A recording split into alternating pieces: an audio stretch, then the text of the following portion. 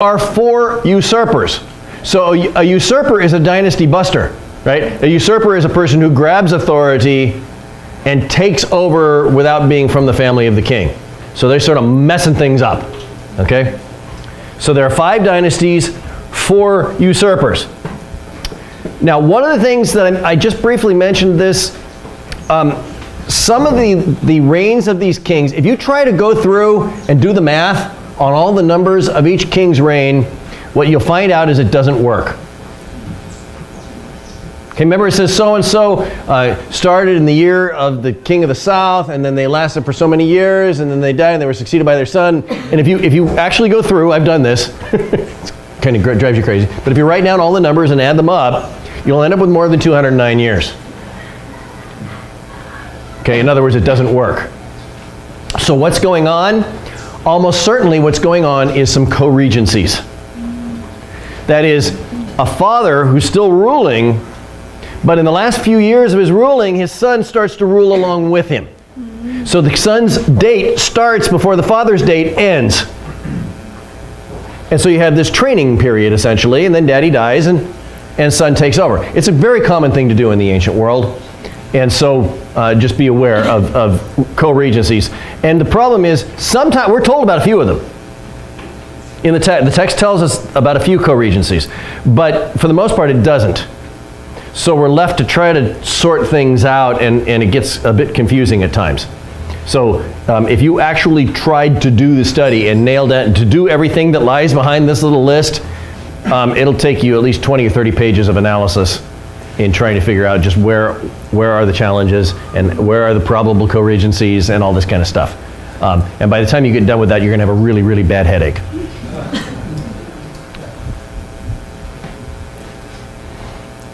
(931). Solomon died. Succeeded by his son Rehoboam. And you have this horrible scene. Do you remember it? This horrible scene where the people from the north, who for years now have been having to make their trek down to the south to work on the conscripted labor for Solomon, the people come from the north under the leadership of a guy, well actually Jeroboam, during the reign of Solomon, had already protested. He had already said, Solomon, this is rough on us, man. Why are you doing this? It's particularly hard on the people in the north. Why are you doing this? We don't like it. And he ran away. He kind of went off into exile. Well, now he comes back, and the people of the north lodged the same complaint to Rehoboam. And Rehoboam then does something very interesting. And now I'm going to hearken back to my days as a college vice president. If you want, I've thought a lot about leadership. And the thing, many of you are going to be leaders. In one way or another, you are going to be leaders. Many of you already are.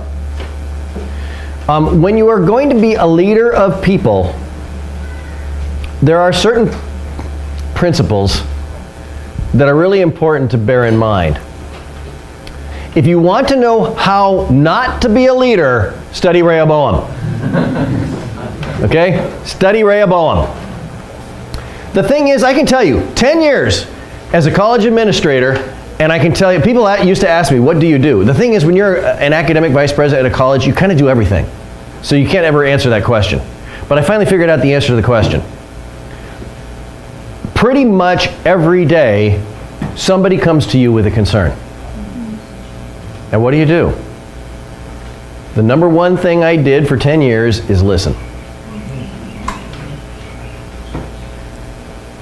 The thing is that when people come to you with a concern, they're almost never telling you the whole story.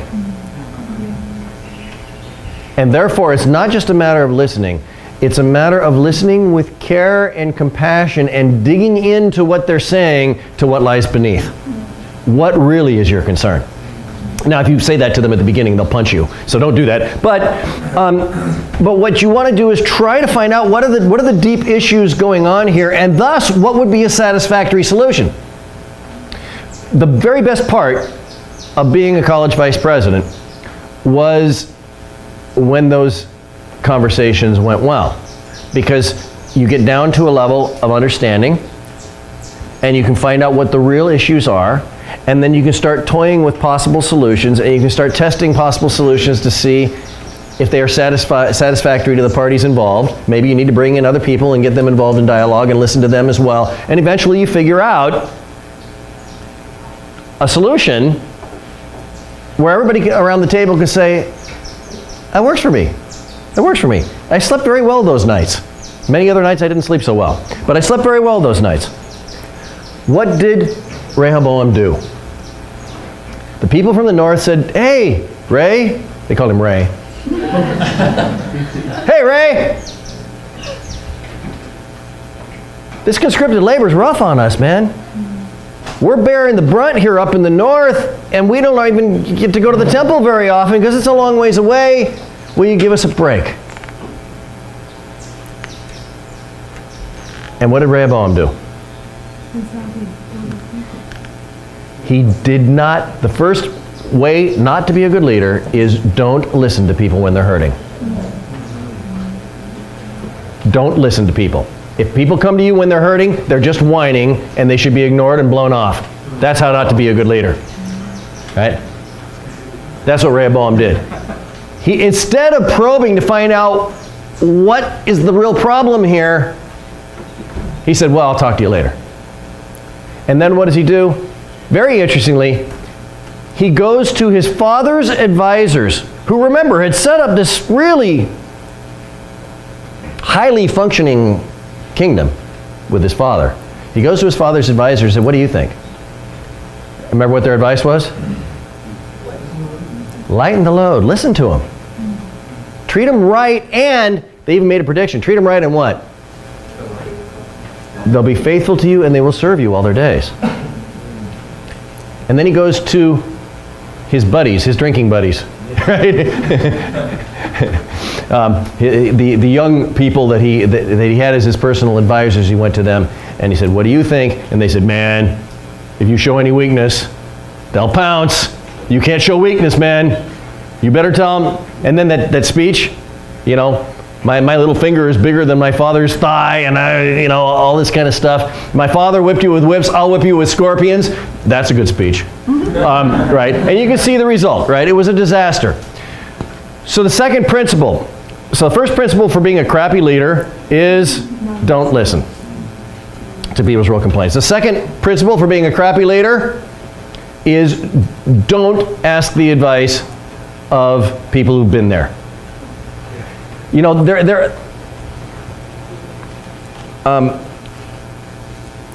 it is very natural in any administration, whether it's political or at a college or anything else, it's very natural for people to want to do their own way, to try out new things, to be very creative. This is one of the things I love about YWAM.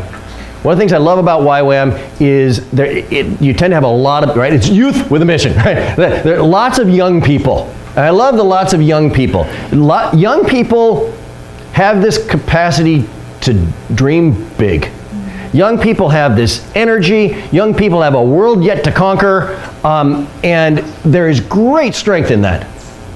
It is a wonderful thing. It's an energetic thing. And the older I get, the more I appreciate it because I can't do it anymore. But it is really wonderful. From now that I'm an old senile person, yeah,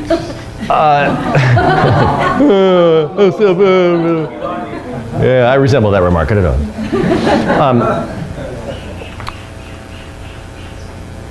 There's a tension because old people tend to get burned out and jaded and feel like they can't really make any difference anymore. Young people always believe they can make a difference, and that's terrific. But old people have lived through the school of hard knocks, and they've realized what's possible and what's not possible, at least according to their own experience. And they've also tried certain things, and some things worked and other things didn't work. So they've got the track record. Somehow you've got to figure out a way to get both, you know? If you're going to be a crappy leader, don't pay attention to the old people. Just go with all the energy of youth and do it without any foresight, without any knowledge of the consequences, without any experience, and just go do something. And you go do something and you get frustrated and you get experience, and that's how to burn out young people. Somehow you got to get both. Somehow you got to get the passion and the energy and the vision of youth hooked up with the experience and the savvy and the school of hard knocks, the hard-earned truths gained by older people. How do you get both? Rehoboam started out, at least he asked the old guys, right? That was a good thing. But then he ignored them. Turns out the old guys were right. But it doesn't mean the young guys were wrong. It just means that the young guys hadn't been around the block enough yet to know that if you give that speech about whipping people with scorpions, there's going to be consequences. The old guy said, been there, tried that, disaster, let's try something else. Somehow Rehoboam didn't understand. Actually, Jeroboam did understand. Rehoboam didn't understand, and the result was that he rejected the wisdom of the people who've been around the block a few times, and he simply went with the attitude, the kind of tough guy attitude, right, of don't mess with me. This is very common among politicians, that you get this idea that for a politician to say I made a mistake is somehow bad. For a politician to change his mind is somehow bad. I think that's good. If somebody says I made a mistake, they're actually retaining some degree of moral judgment. That's good for a politician, right? And to be able to say, I made a mistake, not you. Politicians are good at saying you made a mistake, right? But to say I made a mistake, wow. For a politician to be able to say, you know, I tried it this way and it didn't work, so I'm going this way. Wow. That's impressive. But we tend to want to demand of our leaders perfection. And therefore, never any apologies, right? Be the tough guy, always stand your ground, or whatever. I think that is deeply, deeply foolish. That is what Rehoboam did. And it's dangerous. The thing is, this whole story could have been completely different if Rehoboam had just listened. If he had said to those guys who came from the north, gosh, that is a long walk, isn't it? Can we do something to make that right? What kind of a conversation would that have been? Yeah, you guys, that's right, you guys don't get to come to Jerusalem very often for these festivals. How about we have like a really good one and we'll do it just for you? Right? We'll even pay your expenses. You come down. You know, if he just listened to them, if he just exercised some compassion and understanding that they are in fact in a tougher position than people in the South,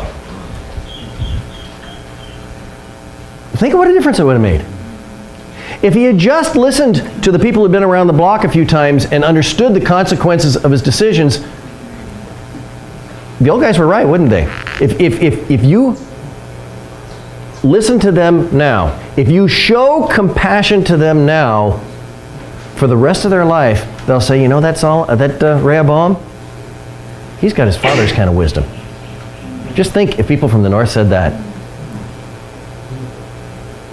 Maybe the book of 2 Kings wouldn't have been necessary. You see what a difference that makes? It's huge. And I suppose I'm rather passionate about this because I worked under 3 different presidents. One was a disaster, one was really good, one was kind of okay in my judgment. We now have the person who took my place is actually having a pretty hard time. We've had we're okay. I mean, we're in decent shape administratively. I'm glad I got out because I was getting really burned out from the whole situation. But the principles still stand, and what's really interesting is the people who I felt like gave me the best advice as faculty members are not being listened to anymore by my successor. And I think that's dangerous. I think that creates challenges. But the thing is, too, I believe absolutely when I got out of administration that it was time for new blood. It was time for youth.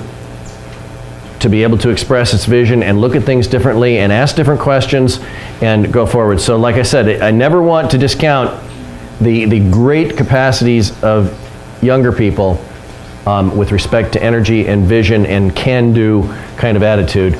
But how are the ways that you can get the wisdom of the elders combined with the passion and thoughtfulness and energy of youth?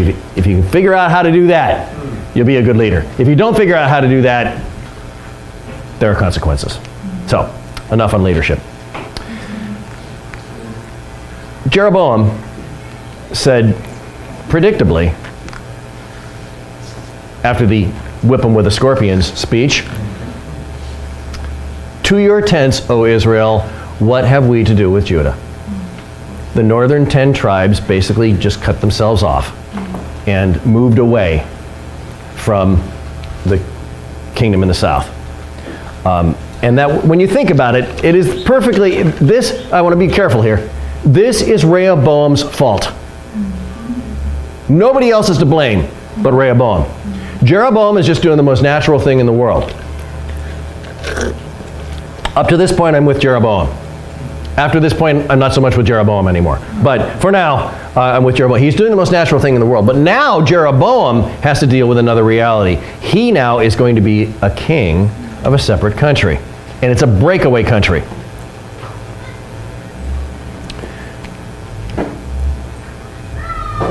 I just thought of something. I don't think I've mentioned it to any of you. Not long ago, the church that I've been a member of for many years split. And it's a very difficult situation. I won't go into any detail on it. But one of the a piece of wisdom I gleaned from someone, which was very helpful to me, is whenever a church splits, and in this case a country splits, your identity is shaped by your wounds. Your identity is shaped by your wounds. So you do things because of the split, because your identity comes out of the split. Who I am is now what, most fundamentally, who I am is not them. If you shape your identity in that way, who I am is not them, trouble looms. Because for the rest of your life, who I am is not them, instead of what's God calling me to be.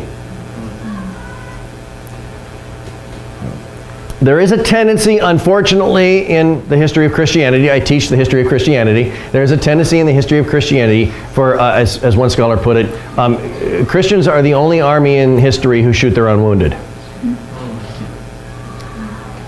There is a tendency in the history of Christianity for splintering to happen and people to be shaped by their wounds. People, to, when they split off, to say, I'm not them, I'm not them, I'm not them. And I keep backing myself into a corner of who I'm not, and I don't turn around and say, who am I? And therefore, the great tragedy of modern American Christianity, at least, I won't speak for anybody else's country, but the great tragedy of modern American Christianity is that by and large, Christians, if you ask Christians what you believe, they'll tell you most often what they don't believe. That is, we identify ourselves by what we're against instead of by what we're for. You know what I'm talking about? There's a book that was written about 7 years ago. You might have, actually 2 books. Are you familiar with the Barna Group? Barna? It's a, you know, Gallup polls. You've heard of Gallup polls? So these are these polls that people take, and what are people's opinions on things? Well, Barna does this for churches or Christian groups or whatever. So the Barna Group, the head of the Barna Group, wrote this book, and actually 2 books. The first one was called Unchristian, and the second was called You Lost Me. And what this was a very interesting set of surveys that they did. And what they did was they contacted large samples of non-Christians. And the questions they asked were pretty simple. What do you think of Christians? Who are Christians? What do they believe? What do you think of them? So it's It's outsiders' views of insiders. The results were simply horrific. The survey, the book is shaped around the 6 primary results of the survey. And primarily, David Kinnaman is the guy's name who wrote the book. He was the head of the Barna Group. The primary conclusions were, the number one identifier of Christians is they are anti-homosexual. The number 2 identifier is they are judgmental. The number 3 identifier is they are hypocritical. The number 4 identifier is they are too political. Is that who we are?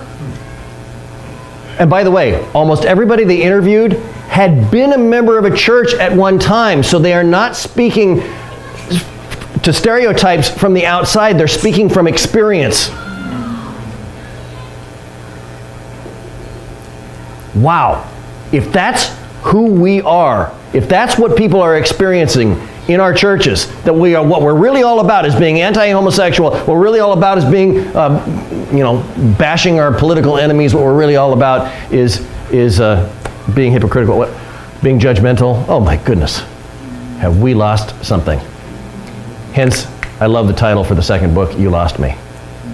What has happened over the past decade, it's just a decade, over the past decade, this same group, they've asked these same questions over decades. In the last decade, a decade ago, people largely had positive opinions about Christians. It's almost flipped 180. It's very, very, and we have rapid de-Christianization in the United States among youth. Wow. It is really hard to swallow when you read the evidence and see what this looks like. But you get it, don't you? This is that process of being shaped by our wounds. Identifying ourselves by what we're against instead of what we're for. But it's the most natural thing in the world. It's what Jeroboam did. Jeroboam says, you ask Jeroboam, who are you? I'm not Rehoboam. I'm not from the south. I'm not Judah. We are Israel. We're separate. We're not them. I would suggest that to the extent that we identify ourselves by what we're against instead of what we're for, we are in trouble. Because the thing is, behind everything that you might be against, there is something you're for.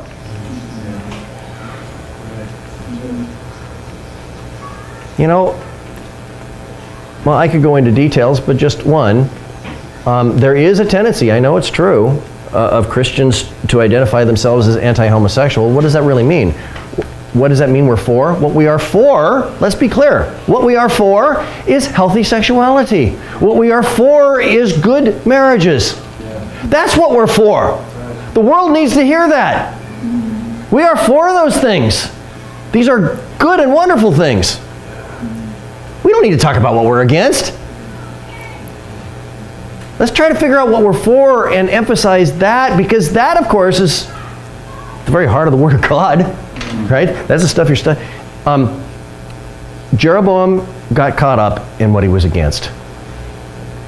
And because what he was against was Judah and what they stood for, then he shaped his own identity based upon that, and what he created was an aberration.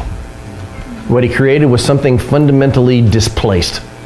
And this is why over and over again in the text it says, so-and-so followed in the sins of Jeroboam that he caused Israel to commit. Most fundamentally, I hate to say it, but most fundamentally, that is a challenge that we face in our modern world. And so I would like to sort of lay out, as we have our break now, lay out the challenge to all of us, really. Let's give some serious thought, not to what we're against, but to what we're for. How can we articulate that? And how can we live into the joy and the beauty of what we are for? If we can figure that out, we have a lot of light to offer an increasingly darkening world. Let's pray. Lord, we're challenged because we can tend to get disturbed and bothered by things around us, and we tend to get caught up in the things that we're against. Lord, give us eyes to see your heart your compassion, your light for our world. In Christ's name, amen. Awesome. We're gonna take a 15-minute break, but real quick, wanted to introduce a new student that we have here in the DBS. This is my mom. This is Bonnie. Yes. So she's just joining us today, and then we're probably gonna leave you guys and go around the island or something like that. So, but wanted to bring her in and introduce her to you guys. So say hi to her, make her feel welcome, and we'll take a 15-minute break.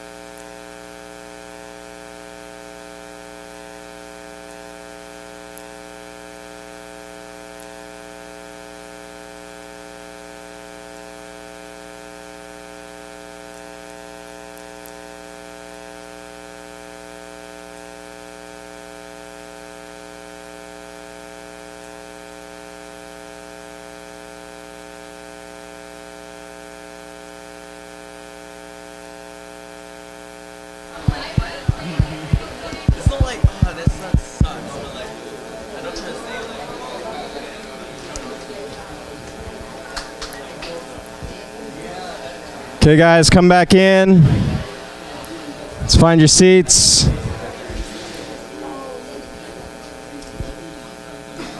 God is a good provider, Brother York. He is. It's so true. Gosh. Are you gonna give a reminder about the outreach? Yeah, I texted Mark because we're not going to be here, but the announcement's at the end.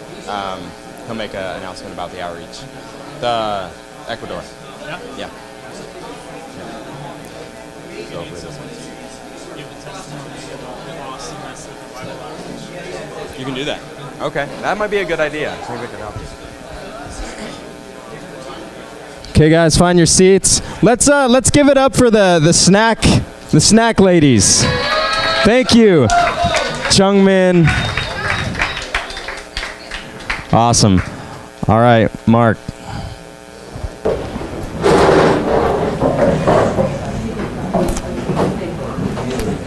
Okay, we're going to go really fast. You already know all this, so we're just going to go really fast over the kings of the north to kind of keep them separate and give you a sense of the picture of it. And then we'll go to archaeology after that. So when we get through with this sprint, and I do mean sprint, because you've already read the text, you've already read about these people. I'm just sort of reminding you of the things you've already seen. So this is overview of content. A little bit of but then we're going to take a really short break while I get the technology set up, and then we're going to go to archaeology, okay? So, really fast, put on your seatbelt, here we go.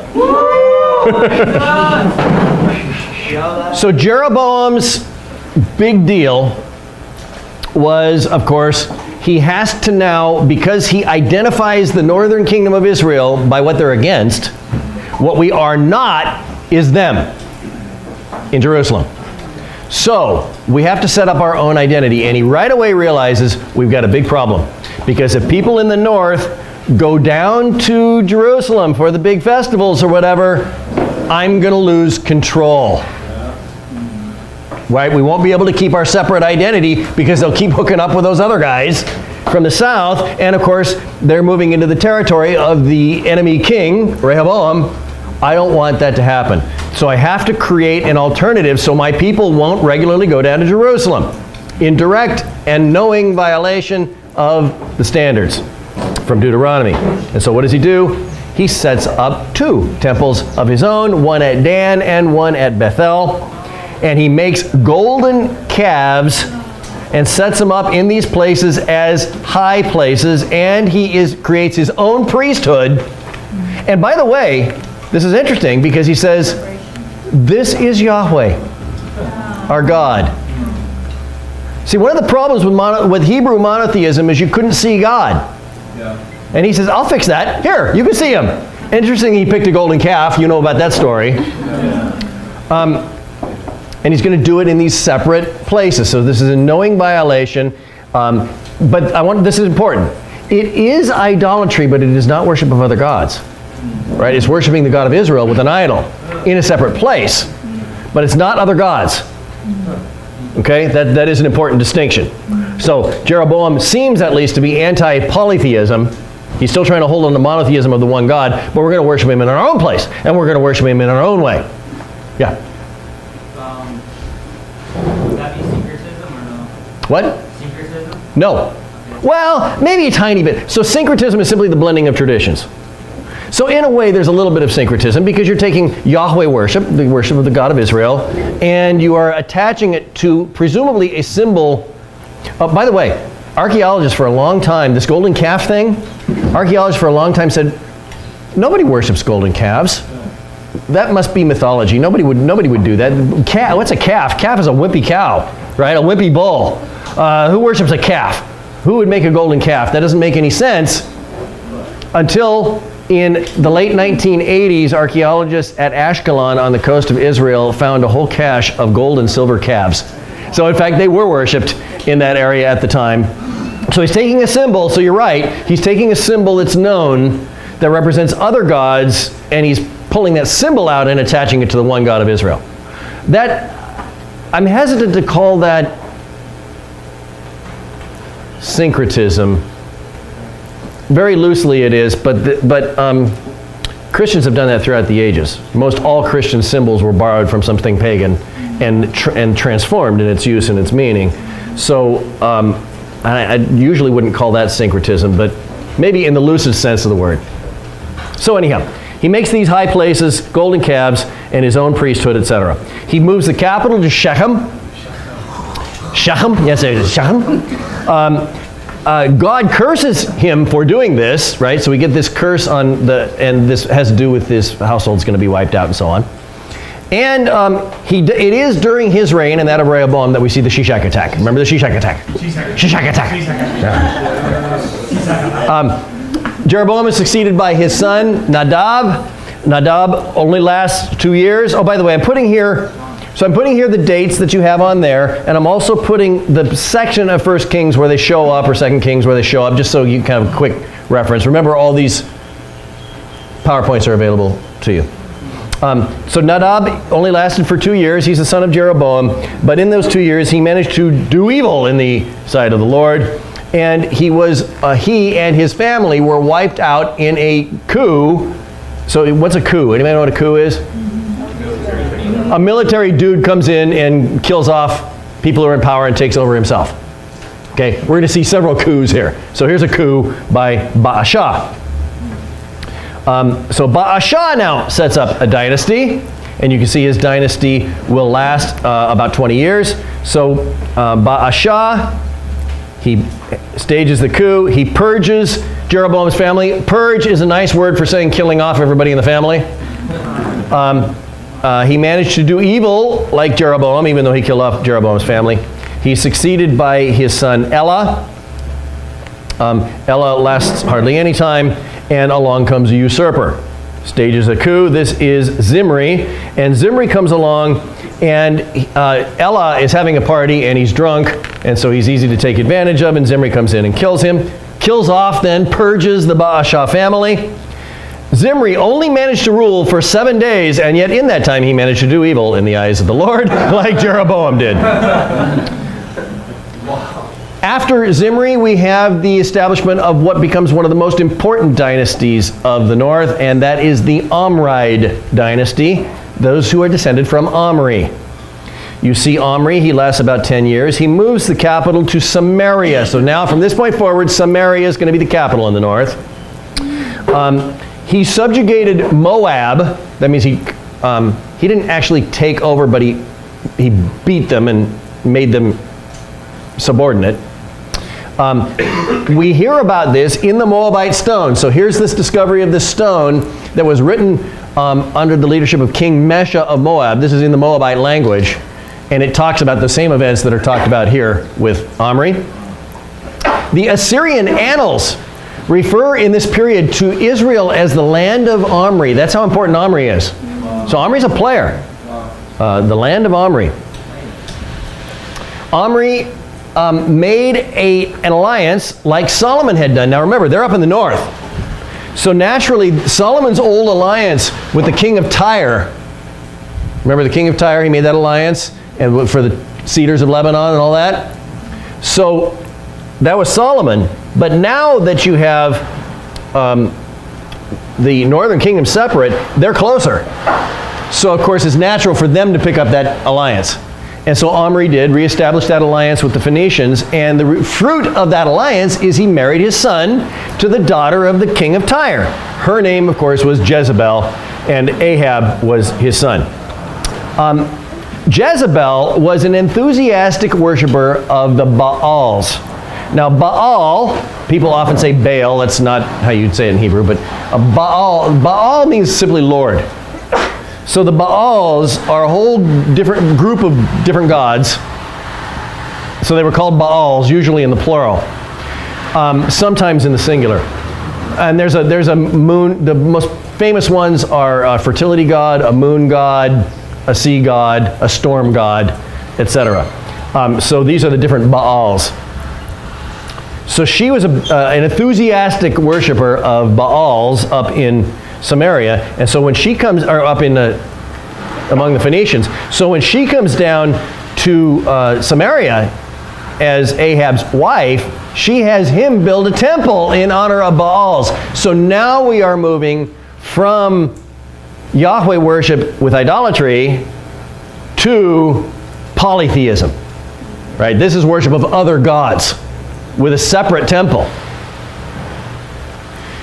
Of course, she gets a lot of bad press as a result, as you might expect, because now this is direct violation. It's one thing to worship the God of Israel in an alternative place. It's quite another thing to worship another God entirely.